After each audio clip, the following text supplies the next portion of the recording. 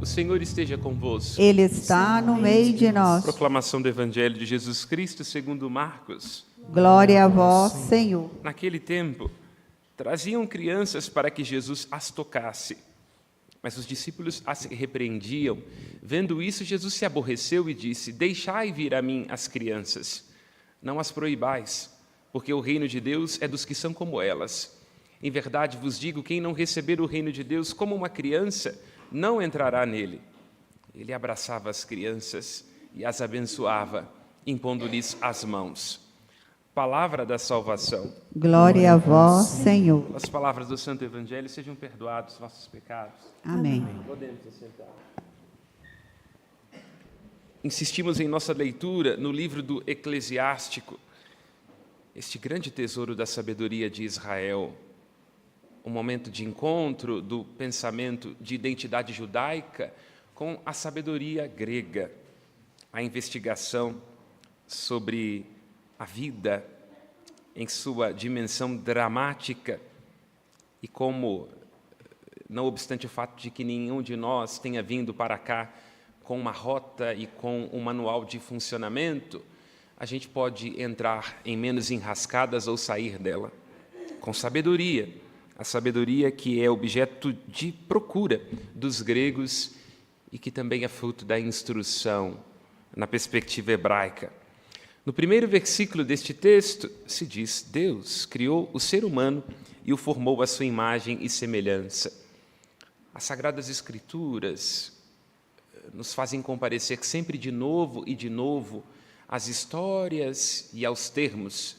A Bíblia destaca determinadas palavras e conceitos, fazendo-os ecoar pouco a pouco, de modo que cada vez que esta palavra aparece, nós comparecemos diante dela podendo beber ou nos saciar de uma maneira nova. A Bíblia se preocupa muito com a recordação, porque o pecado e o afastamento de Deus não é outra coisa do que a perca da memória. E isso é assim em qualquer relacionamento, não é? Se o marido continuamente vai se esquecendo de colocar o lixo para fora, se ele não tem tempo para buscar os filhos, se ele não presta atenção naquilo que está sendo dito, o amor desidrata. Então, há algo no amor que pressupõe escuta, atenção e recordação. Porque um indício de falta de amor é a incapacidade de escutar, é não dar ao outro o privilégio da atenção e não se recordar mais daquilo que o outro diz.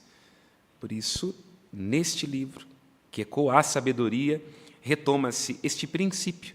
O ser humano foi criado por Deus, à sua imagem e semelhança, revestido de poder e de glória, mas, ao mesmo tempo, versículo 2, tendo um parentesco com o nada.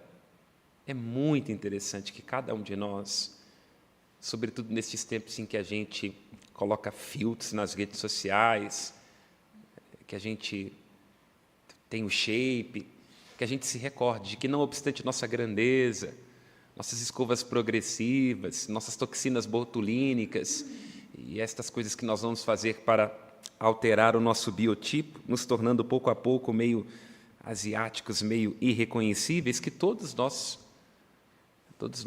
somos pastos dos vermes, cadáveres adiados, caniço ao vento, temos um parentesco com o nada. Estamos aqui e daqui a alguns segundos poderemos não estar mais. Essa é uma nobre verdade da sabedoria. Não só para nós os cristãos, porque sabemos que somos pó, e quarta-feira de cinzas nos recordaremos disso, como também é uma nobre verdade do budismo, não é? Nós morremos, nós passamos. A vida é um sopro. Voltamos ao pó, diz o texto. E aqui nos recordemos da literatura, aqui aludindo à peça Hamlet, onde, num dado determinado momento de sua reflexão, Hamlet tem essa conclusão, não é? Que coisa irônica é a vida. Nós cevamos o gado para que ele nos sirva de alimento e cevamos a nós mesmos para nos tornarmos pastos dos vermes. Então é isso, né? Será que o fim de todos os termos, diz Hamlet, é termos a caveira? Ou o Talmud, que é também um texto da sabedoria hebraica, onde se diz, Deus criou os homens depois dos vermes, não é? Para, assim, indicar que os homens são mais importantes do que os vermes, mas que amou os vermes primeiro. Então, estas brincadeiras, essas ironias, nos fazem comparecer diante desta verdade, porque se tem uma coisa que estes tempos que são os nossos, de tanta individualidade, de tanto consumo, de tanta urgência, nos tem sequestrado, esta consciência do agora e dos nossos limites. É muito difícil, cada vez mais despropositado, que cada um tenha tempo para respirar os próprios limites, comparecer diante da finitude da sua própria vida, reconhecer sua fraqueza, sua inadequação. Por isso, falando da sabedoria, o livro do Eclesiásticos insiste na consciência, que é uma coisa muito rara nestes tempos. No versículo 7 se diz, o Senhor, ao criar o ser humano, deu ao seu coração o bom senso. O bom senso é essa capacidade de nós articularmos. Isso aqui é importante, mas será que é urgente? Eu até poderia dizer, mas será que eu tenho que dizer agora? E se eu tiver que dizer agora, é desse jeito mesmo ou eu vou criar mais confusão? Então é o bom senso que Deus nos deu, não é? Que é muito importante para que a gente possa viver bem. No versículo 8 se diz que o Senhor deu ao ser humano a capacidade de proclamar a sua grandeza. É bonito isso, né? Porque a criação é deleite. Não? Basta ver como um animal se alegra com carinho e nós vemos que a criação sente. Não? Até as plantas, elas correspondem à beleza da chuva. Não é? Às vezes o pasto está seco, basta chover um pouquinho e aí tudo fica vicejante. Não é? Mas a nenhum ser é dada esta capacidade de transbordar a própria alma, cantando a beleza e poetizando a vida. Esse é um privilégio dos seres humanos. Nem os pássaros, no seu canto, podem proclamar a grandeza, porque um instante para nós pode se tornar poesia, não é? Dia é dia, não é? Mas quando a gente está apaixonado, né, a gente pode dizer, né, vou te contar, né, meus olhos já não podem ver, coisas que só o coração pode entender, né? Fundamental é o amor, né? É impossível ser feliz sozinho. Então, perceba, nós como seres humanos temos essa capacidade de dilatar um instante, tornando eterno numa música, numa poesia, num momento de alegria. É porque somos feitos à imagem e semelhança de Deus, proclamamos a grandeza de suas obras e recebemos, versículo 9, o Senhor nos concedeu, versículo 9, a capacidade da instrução, né? Nos entregou como herança a sua lei. E aí nos atenhamos à lei, não é? Quer dizer, essa instrução que vem da parte de Deus, a lei, de onde nos vem a sabedoria, essa reflexão do livro do Eclesiástico, porque a lei pressupõe consciência, volto a isso, né? Nós somos seres de consciência, isso é muito pertinente, porque nestes tempos de redes sociais, de algoritmos, alguma coisa está comendo, anestesiando e desidratando a nossa consciência. Porque a maioria das pessoas apenas performa nas redes sociais, né? Se confunde, se perde numa ilusão de si mesmo, porque a consciência pesa. A personalidade, para além de uma atuação, pesa. A consciência cansa. No entanto, este lugar que cansa, que desafia, que angustia, é um lugar humano, demasiadamente humano. Porque se a gente não toma consciência de si, da responsabilidade diante da própria vida, daquilo que Deus chama a cada um de nós a ser na própria existência, nós nos tornamos objetos, nós nos tornamos zumbis, nós somos menos humanos.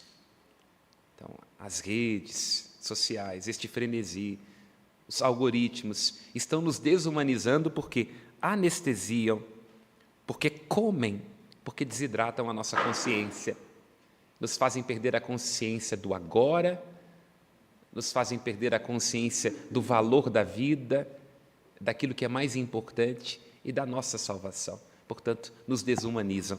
E aí os xingamentos, as acusações, os julgamentos, os cancelamentos são apenas a consequência de um processo que é ainda anterior e ainda mais profundo, que é aquele momento onde a gente não comparece diante de si, a gente se desumaniza.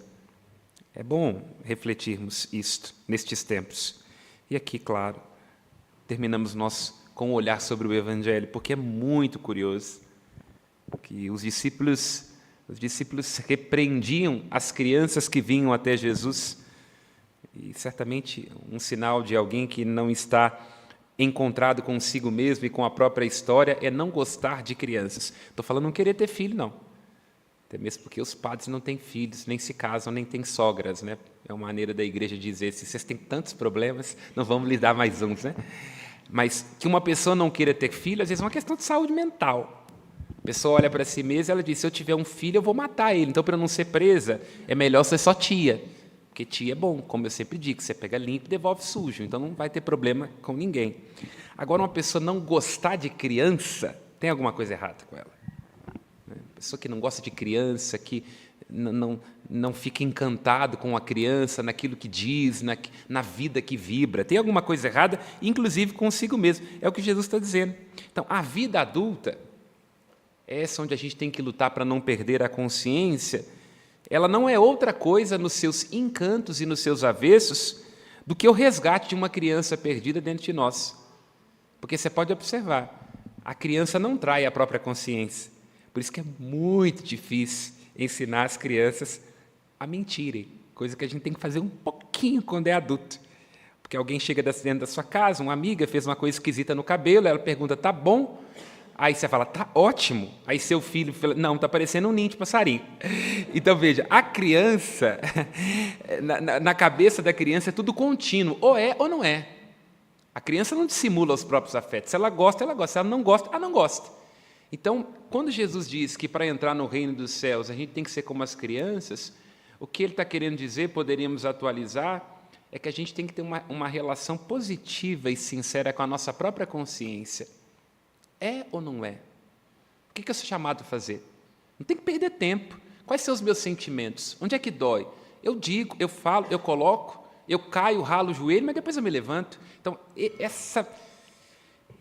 esse descompromisso que a criança tem com a vaidade, esse desapego aos próprios erros, essa comunicação com os próprios sentimentos e com as próprias verdades é necessária para que a gente seja adultos mais maduros e para que a gente entre no reino dos céus. Então, quando Jesus abraça estas crianças, está abraçando também a cada um de nós, né? Em nossas pirraças aqui e acolá, nós precisamos deste toque de Cristo, deste seu abraço. Pensamos, então, a intercessão da Virgem Maria, não é? Lembremos-nos quando ela entra na casa de Isabel, Nossa Senhora, Mãe da Esperança, a criança dentro de Isabel exulta de alegria. Experimentemos o colo de Nossa Senhora da Piedade, desfrutemos de sua graça, para que ela embale no seu seio materno, no seu colo, esta criança que todos nós trazemos e que precisa despertar para Deus e para esta vida nova que o Cristo nos traz, porque se não formos como as crianças, nós não entraremos no reino dos céus. Louvado seja nosso Senhor Jesus Cristo. Para sempre seja louvado. Aos céus nossas preces.